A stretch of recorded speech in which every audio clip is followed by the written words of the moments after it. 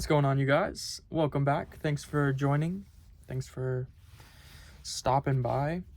I want to talk real quick today about humor.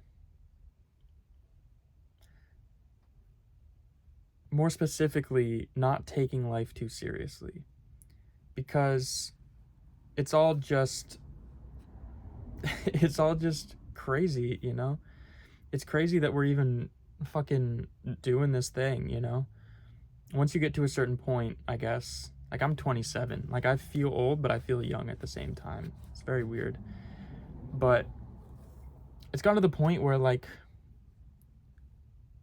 I don't care as much. I care very strongly about certain things. Don't get me wrong, but I can't be bothered to be, like, angry all the time and judgmental all the time. It's so draining. And I don't want to, I'm not saying I don't, because I get lost in the judgment as much as everyone else. It's a human struggle at this point, especially with the internet. But I think it's getting to that point where, like,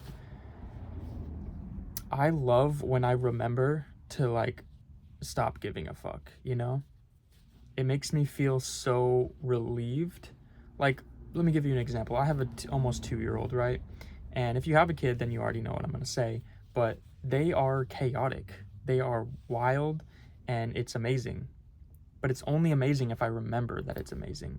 Because otherwise, my, like, irritable self comes out, and I just want to control everything, and I want to make him stop doing all the things that are difficult to deal with.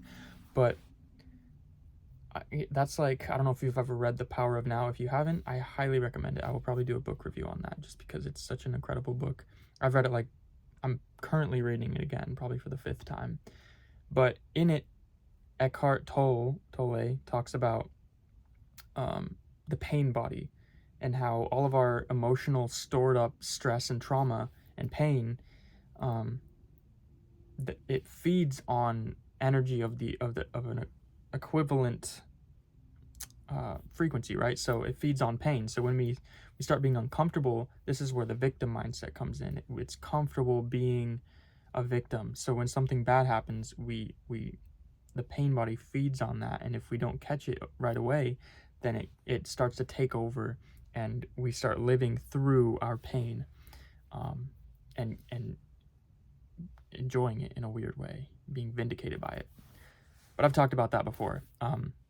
The idea within this kind of chaos mindset is, whenever I look at my son, and he's always fully present. It's incredible to watch. If I don't get lost in, like, if I'm not bothered by it, if I can manage to, like, stop and say, okay, he's just having a great time, and even if it's difficult for me to deal with, or it's loud, or it's chaotic, I want to support that. And as soon as I get that thought in my head, I can just, like, stop caring. And it's weird. It's like an instantaneous thing, because as soon as you catch your self getting triggered, and you find the ability to be like, okay, this is not necessary, like, this is one response, but I don't have to respond that way, and all of a sudden I can just have a great time with him, and, like, fuck around and make a mess, because, like, who cares if he spills water? I mean, you don't want him breaking glass all over the place, so there's boundaries, of course, but, like, it's fun. You can splash around and you can make a mess. You can run out in the rain and get your socks wet, and yeah, you're gonna have to dry them, but, like, he's learning about life, and I don't want to hinder that by being this control freak and not having the time to be there with him while he makes a mess out of life, because that is how you learn, and that is life. And just being in the chaos and not stressing about it is, like, weirdly one of the most peaceful experiences. It's very strange, but the ability to laugh at that mindset and laugh at the kind of control freak in all of us, I feel like is the real point. I just want to drive home, because I certainly don't have it mastered. Sorry, I don't want to come across that way, but I've managed to like access that enough times where I think it's fully viable to strive to achieve that most of the time. And the same applies for getting triggered online or getting triggered at something someone else does. When you really think about the things that trigger us and like irritate us, they're not important at all. They're really not. Like, we just want to like be agreed with for the sake of it. We want random people that we don't even know who they are, what their name is, or what they look like. We care that they think the same way as us. Like, that's preposterous. Preposterous is a stupid word, but I just used it and I don't care, you know? But being able to laugh at yourself for having the need to be validated by random strangers on the internet is important. It really is, because otherwise you're consumed by the judgment and the anger of like you get in arguments with fucking random people online because they think a different way than you. That's ridiculous. And I understand there's some certain implications of culture and where people are making decisions for other people politically, and it's, you know, it's crazy world out there. I know. I'm not saying to just be chill about everything ever, because there are important things, and I'm very passionate about certain things too. And I think some things are meant to be taken seriously. I don't want, it's kind of like a spiritual bypassing thing. You don't want to like let everything just be chill and like be a fucking stoner and be like, it's all fucking life, dude. But like you do, you do want to remember that we're all just fucking out here, you know? And almost nothing is really that fucking big of a deal on the level of each individual. In terms of like hating each other and like the little things, and I know you know what I mean, like the really little things that we get tied up in life, and people just piss us off. Like, I was a server for like 7-8 years. I am very familiar with allowing other people to piss me off pettily for petty shit. But then I reached a point towards the very end of my serving career where I was like, I would just laugh internally most of the time, but at the absurdity of life and people and like what people expect, and that some people are so lost in their victimhood that they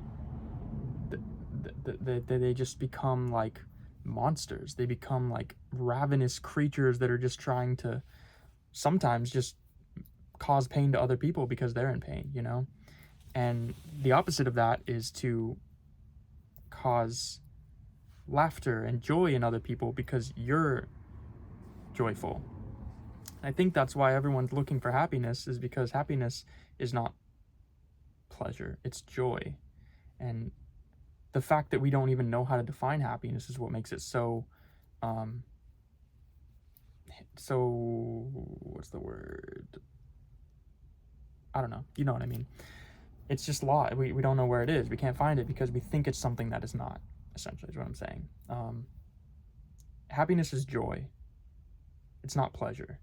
Pleasure is drinking all night and getting wasted and laughing at everything because you're toxified, and and then smoking a joint and just passing out. You know, that's pleasure. And yes, it is enjoyable, but it's not joy. Joy is long term, long standing.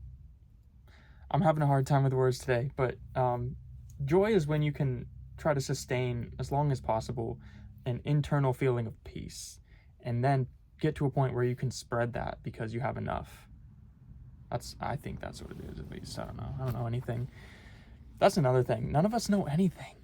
Like, everything we know, we read online somewhere. Like, I don't care how credible your sources are. There's so many fucking studies out there that get refuted and end up being wrong 5-10 years later. Nobody knows what the fuck is going on. All right, let's just settle that, because everything that we read on, if you haven't experienced something in life or seen it with your own eyeballs, let's just face it, we don't fucking know what's going on. The vast majority, we don't. The whole point of science is to prove ourselves wrong until we think we know what's going on, because we can't prove ourselves wrong. And even then, it's called a theory. So I don't know. We're at 10 minutes. I feel like this has gone on long enough. I hope this was at least valuable or fun, or I don't know. Have a good fucking time, you know? Do shit. Go do whatever the fuck you want. As long as you're not hurting somebody, like, you can just go do stuff, you know? Sometimes I feel like I'm just in my house and I'm like not even having a good time, but like I forget that I can just like leave and go somewhere and do something. Even if I have a kid, like we can just fucking go outside in the cold and like change our surroundings, you know? And because it's very messy in our house. There's a lot of people there that have different viewpoints, and so like sometimes like I forget that I can just go away from what's bothering me, and like that's fine.